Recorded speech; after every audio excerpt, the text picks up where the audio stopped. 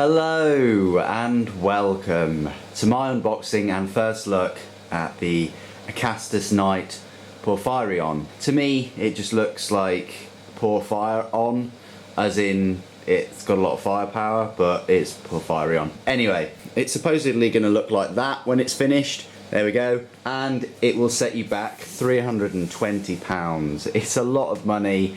It's sort of what I was expecting. On face value, it looks more expensive than a Warhound Titan, but the Warhound Titan you have to buy weapons for. So without further ado, it comes in this box, which is one of the sort of Warlord Titan boxes.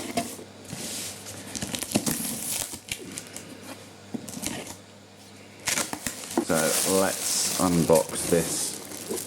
So I've got quite a few airbags. And here it is in here. Try and take it out. There we go.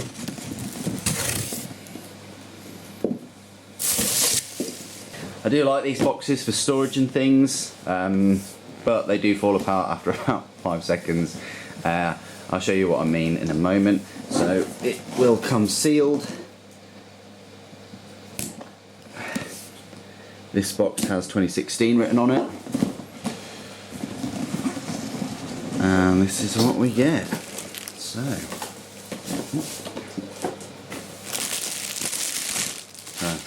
get a box with a lot of bags in it.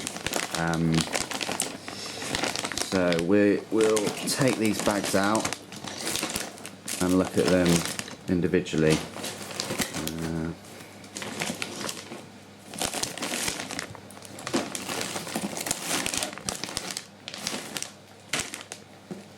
So 6 bags and a separate piece, and then here's the instruction guide. There you go, that's what he will look like. One of the most heavily armed and armoured of all Knight chassis in service, the Acastus Knight Porphyrion rivals in terms of size and power that of the Scout Titans of the Legio Titanicus. Armed with the Ironstorm or Helios missile pod and twin-linked Magna las cannon, it is truly a force to be reckoned with on any battlefield. And there you go, there's the exploded view of all the parts. This is really my Christmas model. I'm making some good progress on the Stormbird, but this is my main Christmas model. I'm gonna put it in wash tonight, probably make a start on it tomorrow, being Friday, but then obviously you've got busy Christmas family. Yeah, you got the 2 types of missiles. I reckon you could magnetise them, but there you go. Not too tricky. And yeah, they're just begging to be magnetised. They might bring out a different weapon set. I'm not sure. They might just leave it as that. So there's the instruction book. Let's have a look at some of the parts. This was inspected by TG. So this is the sort of carapace armour. Looks in good detail. There's sort of like 3 hatches there, and then there's a main hatch. Yeah, that's quite decent. We'll just go through each bag at a time, just picking out some parts. So I don't know what these parts are for, but I think that must be to do with the weapon, because you've got a heatsink kind of piece there. Looks like part of the superstructure. You've actually got a chair. Wow. I'd say it's a pity it doesn't come with a pilot, but maybe it does. That's really cool that it comes with a chair. I might magnetise the top hatch then. But there you go. This looks like some kind of hip joint. Those small little hips. It looks tiny compared to sort of like a Warlord. I'm so used to seeing like a massive sort of hip joint. It just looks tiny. It does make me chuckle. Then we have some sort of leg, thigh pieces to the leg, and then we've got a nice banner. It's a really nice banner, that. Yeah, there you go. So that's bag one. Let's have a look at this bag. These are a bit slimy, greasy because of the releasing agent. I'm going to put them all in a big tub and wash them today. Looks like a side armour panel. Here are the Magna las cannons. I will build this and hopefully it'll be ready for you guys Wednesday next week, and I'll do a review and I'll talk about the rules and the data sheet and things like that on that day too within the review. So I'll also do some size comparisons. I'm not going to do a size comparison with the Warlord, but I'll do a comparison with a Knight and a Warhound and a Reaver, if that will, and Dreadnought and probably a Space Marine, if that will help. These are the Magna las cannons. They sort of remind me of the neutron lasers in a way, but they've got these extra coils around them. There you go.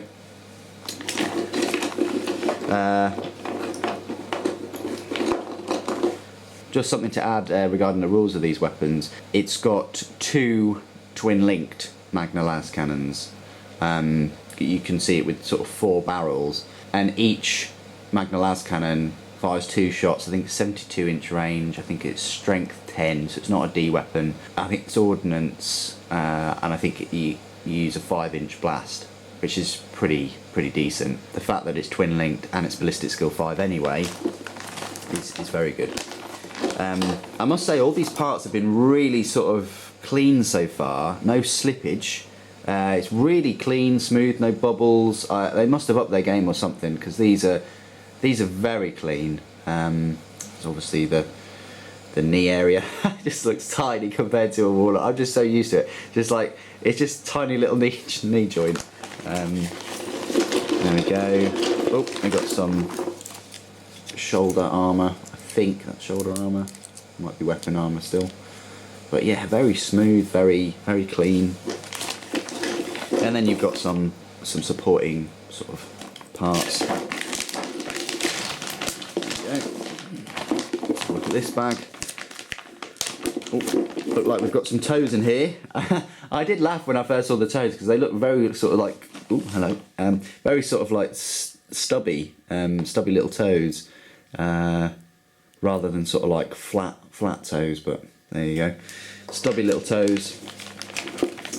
You've got these side sort of parts, shoulders to the weapons, just slot in there. Again, very pleased with the cast of this. It's very smooth, and there's a bit of slippage there. Ooh, I spoke too soon, eh? And it's obviously the hip joint probably go on like that. It's nice to see these sort of parts already sort of moulded on. Used to the Knights. I built a couple of Knights a week or two ago, and obviously that's a separate piece that sort of glues on and all the rest of it. I've also got this. I've no idea. Looks like some kind of command console. Maybe that goes inside it and that's opposite the guy in the chair, but that's what I would assume.